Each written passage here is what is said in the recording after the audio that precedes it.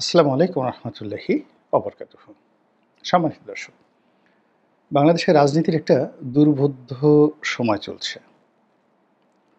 আর এই দুর্বোধ্য সময় প্রকৃতি খুব অস্বাভাবিক আচরণ করছে।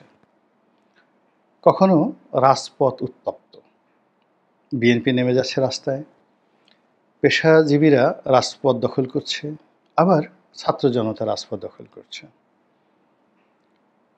এবং প্রতিটি মুহূর্তে সরকারকে অস্থির করে তুলছে। ফলে একদিকে যেভাবে সরকার একটা লক্ষ্য এবং উদ্দেশ্য নিয়ে কাজ করার চেষ্টা করছে, আবার বিভিন্ন ঘটনা পরিক্রমায় প্রকৃতিগতভাবে একটার পর একটা দুর্ঘটনা ঘটে যাচ্ছে। সেই ঘটনা পরিক্রমায় সরকারকে তার গতি পরিবর্তন করতে হচ্ছে।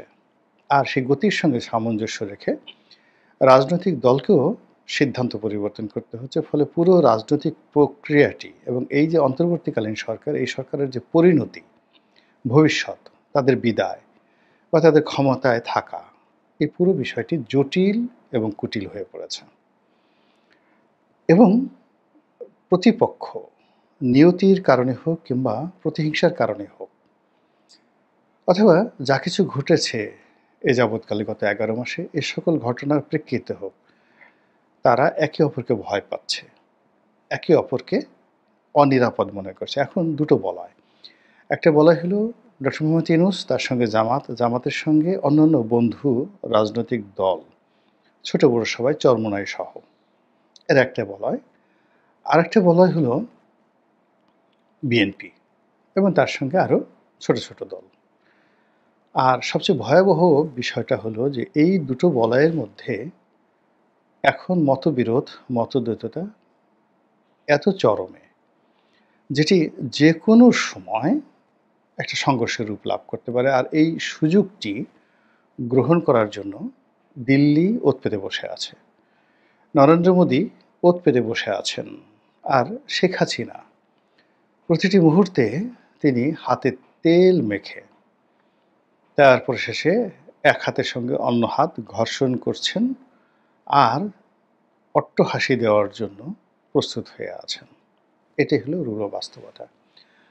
তো সেই দিক থেকে সরকার এই মুহূর্তে যে পলিসিগুলো করছে, সেটা হলো আমরা যেটা দেখছি যে ক্ষমতাটাকে প্রলম্বিত করার জন্য, দীর্ঘায়িত করার জন্য কখনো সংস্কারের কথা বলছে, কখনো বিপ্লবী সরকারের কথা বলছে, কখনো জুলাই আগস্ট চার্টারের কথা বলছে, তারপরে কখনো সংবিধান ছুঁড়ে ফেলার কথা বলছে, কখনো রাষ্ট্রপতি শাসিত সরকারের কথা বলছে, কখনো বলার চেষ্টা করছে যে এই দেশটি প্রাদেশিক গভর্নমেন্টে বা প্রাদেশিক যে শাসন ব্যবস্থা ভারতের মতো, এইভাবে আমাদের আসা উচিত। অর্থাৎ মূলত যে কটি বিভাগ রয়েছে, প্রত্যেকটা বিভাগকে একটা প্রদেশ ঘোষণা করে সেইভাবে আমাদের প্রশাসনিক বিকেন্দ্রীকরণ করা উচিত। এবং সেক্ষেত্রে প্রশাসনিক বিকেন্দ্রীকরণ হলে যেমন ভারতের মতো লোকসভা বা বিধানসভা রয়েছে, তো এখানে আমাদের জাতীয় সংসদ থাকবে একটা কেন্দ্রীয় সরকারের, আর প্রাদেশিক সরকারের জন্য এরকম একটা স্থানীয় পার্লামেন্ট থাকবে, স্থানীয় সংসদ থাকবে। তাহলে সেক্ষেত্রে হয় কি, রাজনীতির যে কেওয়াজ এটা কমে যাবে। এই জিনিসগুলো বলার চেষ্টা করা হচ্ছে, যেগুলো খুবই জনপ্রিয় এবং প্রচলিত সারা পৃথিবীতে। এরপরে নির্বাচন ব্যবস্থা, এটি কি পিআর পদ্ধতিতে হবে নাকি আগের পদ্ধতিতে হবে?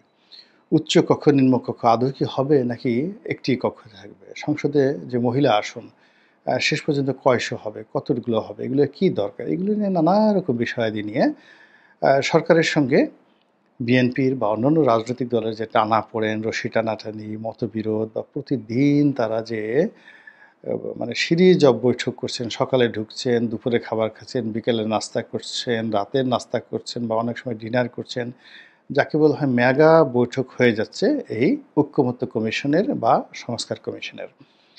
এখন প্রতিদিনই তারা প্রেস ব্রিফিং করছেন, সরকারি দলের, বিরোধী দলের, সরকারের, ঐক্যমত কমিশনের যারা লোকজন, তারা সবাই মিলে। কিন্তু জনগণ একটা, যাকে বলে সামারি, সারাংশে আসতে পারছে না। কি হতে যাচ্ছে, কি ঘটতে যাচ্ছে, সব জায়গায় কেবল অবিশ্বাস। জনগণ কোনো রাজনৈতিক দলকে বিশ্বাস করছে না। এই সময়ের মধ্যে রাজনৈতিক দলগুলোর মধ্যে প্রায় সবারই ইমেজ সংকট তৈরি হয়েছে। সবাইকে নিয়ে পারস্পরিক গালাগালি থেকে শুরু করে বিষোদ্গার, খিস্তি, কেউল থেকে শুরু করে আরও যা কিছু হচ্ছে, এতে করে বলতে গেলে রাজনীতির যে মান সম্মান সেটা নেই বললেই চলে। এখন এমপি মন্ত্রী হওয়া মানে চাঁদাবাজ, এমপি মন্ত্রী বা একটি রাজনৈতিক দলের প্রধান হওয়া মানে ফেন্সিডিলখোর, গাঁজাখোর, একটি দলের প্রধান হওয়া মানেই লেখাপড়া না জানা মূর্খ। এই একে অপরকে এই ধরনের খিস্তিখোর গালাগালি দিয়ে মূলত সরকারের জন্য একটা স্পেস করে দেওয়া হচ্ছে, যেন সরকার ওখানে বসে চমৎকারভাবে তার চালগুলো, গুটি চালগুলো তারা দিতে পারে। তো এনিওয়ে, এই যে অবস্থা চলছে, এটার শেষ পরিণতি কী? শেষ পরিণতি বা এটা কীভাবে ধাপে ধাপে এগোবে? সরকার যদি সব কিছু স্বাভাবিক থাকে, তাহলে হয়তো সরকার স্থানীয় সরকার নির্বাচনটা আগে দেওয়ার জন্য সর্বোচ্চ চেষ্টা করবে। এবং ইতিমধ্যে আপনারা অনেকেই শুনেছেন যে ডাকসু নির্বাচনের তফসিল ঘোষণা করা হয়েছে। ঢাকা বিশ্ববিদ্যালয়ের ছাত্র সংসদ নির্বাচনের তফসিল ঘোষণা করা হয়েছে। এটা অ্যাবসলিউটলি সরকারের পক্ষে যাবে, জামাতের পক্ষে যাবে, শিবিরের পক্ষে যাবে। এরপরে যদি এখন ঢাকা সিটি কর্পোরেশন নির্বাচন দিয়ে দেওয়া হয়, তো ঢাকা সিটি কর্পোরেশন নির্বাচন দিয়ে দিলে এখানে বিএনপি সঙ্গতির কারণে এশরাক সাহেবকে প্রার্থী করবে, আর উত্তর সিটি কর্পোরেশনে তাবিথ আউয়াল সাহেবকে করবে। তো তাবিথ আউয়াল সাহেবের ব্যাপারে এখনও বিতর্ক তৈরি হয়নি, কিন্তু এশরাক সাহেবকে নিয়ে দক্ষিণ সিটি কর্পোরেশনে যে বিতর্ক তৈরি করা হয়েছে, তার ইমেজ যেভাবে ক্ষতিগ্রস্ত করার চেষ্টা করা হয়েছে, তাকে হতোদ্যম করার চেষ্টা করা হয়েছে, তার লোকজনকে যেভাবে তার বিরুদ্ধে খেপিয়ে তোলার চেষ্টা করা হয়েছে, ফলে এই নির্বাচনটি বিএনপির জন্য এত সহজ হবে না। এখানে জামাত, এনসিপি সবাই মিলে যদি সম্মিলিত প্রার্থী দেয়, তারপরে চরমোনাই অন্যান্য দল মিলে সবাই মিলে যদি গ্রাউন্ড ওয়ার্ক করে, তাহলে এই দুটো সিটি কর্পোরেশন নির্বাচনের যে ফলাফল, এটা যে বিএনপির পক্ষে যাবে, এটা শতভাগ বলা যাচ্ছে না। এবং দুটো সিটি নির্বাচনে যদি একেবারে কোনোভাবে জামাত শিবির জিতে যায়, উত্তর সিটি এবং দক্ষিণ সিটি, আপনি নিশ্চিত ধরে রাখতে পারেন চট্টগ্রাম, খুলনা এবং রাজশাহী সিটি কর্পোরেশন নির্বাচনে একই ফলাফল আসবে, একই ফলাফল আসবে। এরপরের ধাপে 15 দিন পর পর যেতে যায়, এরপর ধাপে যদি অন্যান্য সিটি কর্পোরেশন কুমিল্লা, সিলেট, সেক্ষেত্রেও দেখবেন যে একটা বিরূপ ফলাফল চলে আসবে। তো এই যে একটা চাণক্য নীতি বা এই যে একটা ম্যাকিয়াভেলির থিওরি, যেটি সরকারের হাতে আছে, জামাত শিবিরের হাতে আছে, এবং পুরো পরিস্থিতি তাদের পক্ষে নেওয়ার জন্য যে গ্রাউন্ড ওয়ার্ক তারা আলটিমেটলি করে রেখেছে, তাদের প্রার্থী আছে, তাদের টাকা আছে, তাদের ভোটার আছে, সব মিলিয়ে তাদের প্রশাসন আছে। আর বিএনপির এই মুহূর্তে আসলে এক বুক ভালোবাসা ছাড়া কিংবা আনকন্ডিশনাল তার যারা ভোটার আছে তাদের সমর্থন ছাড়া আসলে বিএনপির তেমন কোনো লজিস্টিক সাপোর্ট নাই বললেই চলে। তো এই কাজটি আসলে করা যাবে কিনা, এখানে প্রকৃতি যদি বিরূপ না হয়, তাহলে সরকার এটা করবে এবং তারা সফল হবে। এখন প্রকৃতি কীভাবে বিরূপ হতে পারে? যেমন ধরুন, এই যে ডক্টর মোহাম্মদ ইউনূস লন্ডনে গেলেন, তো লন্ডনে গিয়ে তিনি যে আশা করেছিলেন তার সেখানে যে ধরনের প্রাপ্তি হবে, সেলিব্রেশন হবে, এটি হলো না। ফলে তাকে তারেক রহমান সাহেবের সাথে বৈঠক করে মুখ রক্ষা করতে হলো। এরকম একটা প্রাকৃতিক বিপর্যয় সরকারের। সিমিলারলি এই যে ধরুন এখন আমেরিকাতে যেটা হলো ট্যাক্স নিয়ে, গার্মেন্টস পণ্যের উপরে ট্যাক্স বাড়িয়ে দেওয়া হলো এবং সবাই ডক্টর মোহাম্মদ ইউনূসকে দায়ী করছেন এবং তার সরকারকে দোষারোপ করছেন যে এই সরকার পুরো বিষয়টি হ্যান্ডেল করতে পারেনি। ফলে পুরো গার্মেন্টস শিল্প, ব্যবসায়িক শিল্প, সেটা বিজিএমইএ হোক, বিটিএমইএ হোক, মানে textile mill association, spinning mill association বা গার্মেন্টস মালিকদের অ্যাসোসিয়েশন, এবং তাদের দুটো আরেকটা আছে বিকেএমইএ, এগুলো সহ Chittagong chamber, Dhaka chamber, APCI, পুরো বিজনেস কমিউনিটি কিন্তু সরকারের বিরুদ্ধে চলে গেছে এবং এর সঙ্গে অন্যান্য বিষয়টা আছেই।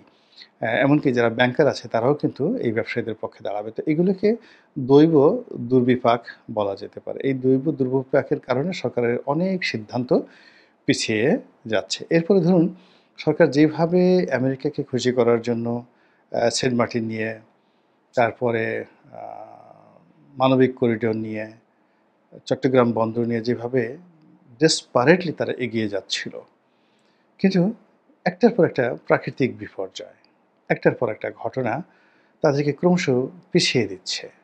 তারা কিছুতেই কাঙ্ক্ষিত অবস্থায় যেতে পারছে না। কোথা থেকে যেন মানে বৃহস্পতি, তাদের যে বৃহস্পতি গ্রহ ১ম এ দেখা যায়, এটা শনির দশাতে পরিণত হয়। তারা ডক্টর মোহাম্মদ ইউনূস চীনে গেলেন। সেখানে একটা সুন্দর বৈঠক হলো এবং চীন সরকার তাকে সাহায্য করবে, এটা বলতে গেলে তিনি শতভাগ নিশ্চিত ছিলেন এবং আমরাও নিশ্চিত ছিলাম। কিন্তু পরবর্তীতে দেখা গেল চীন থেকে আসলে কোনো সাহায্য সহযোগিতা আসেনি। এটা আমি মনে করি সরকারের নিয়তির উপর একটা চপেটাঘাত। এরকম যদি ঘটনা না ঘটে, তাহলে সরকার সিটি কর্পোরেশন নির্বাচনে কনফার্ম এগিয়ে যাবে। অথবা ধরুন সিটি কর্পোরেশন নির্বাচন আ তারা তফসিল ঘোষণা করল, পলনে ছাড়েন। এই যে মাইলস্টোন স্কুল অ্যান্ড কলেজে আ যে ট্র্যাজেডিক ঘটনা ঘটলো। তো এরকম একটা ঘটনা, সেটা প্রাকৃতিক দুর্যোগ হোক, মানবসৃষ্ট দুর্যোগ হোক বা যেকোনো দুর্ঘটনা হোক, এই ঘটনাগুলো যদি ঘটে, তাহলে আর কিন্তু সরকার আসলে তার কাঙ্ক্ষিত যে ইচ্ছা বা ইস্পৃত লক্ষ্য, সেখানে তারা পৌঁছাতে